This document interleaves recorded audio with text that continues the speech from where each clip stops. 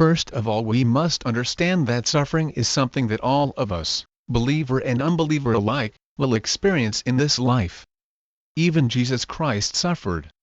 In fact, his suffering was the means God used to accomplish our salvation. The Bible does not promise that believers will escape from suffering.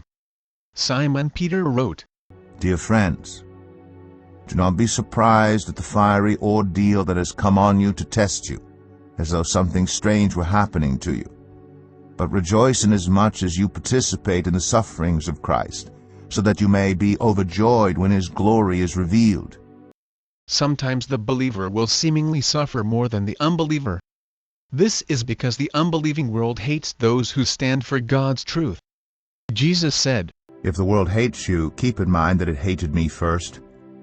If you belonged to the world, it would love you as its own. As it is, you do not belong to the world. But I have chosen you out of the world. That is why the world hates you.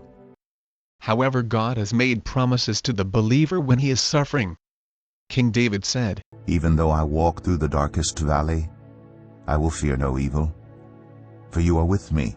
Your rod and your staff, they comfort me. God has promised to be with us and comfort those who suffer. Though God has promised to be with us, we may not always understand why we are suffering.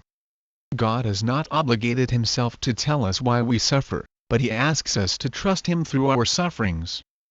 After experiencing tremendous suffering, the biblical character Job reached the point of surrendering himself to God.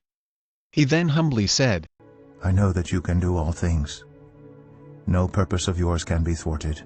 You asked, Who is this that obscures my plans without knowledge? Surely I spoke of things I did not understand, things too wonderful for me to know. Therefore I despise myself and repent in dust and ashes.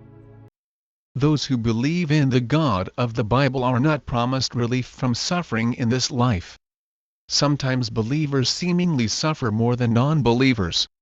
God has made promises to be with the believer who is suffering. We may not always understand why we suffer,